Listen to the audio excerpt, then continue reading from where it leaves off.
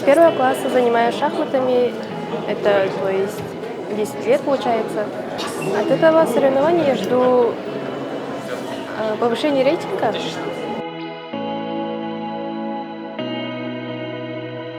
Шахматы для меня на первом месте, то есть мое любимое дело и, можно сказать, моя работа.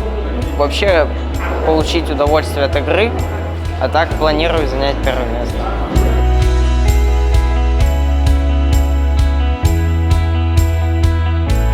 Во-первых, я очень надеюсь, что этот турнир станет традиционным.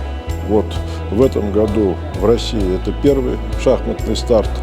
Вот, надеюсь, что станет доброй традицией с востока на запад, чтобы шахматные праздники в течение года присутствовали в России.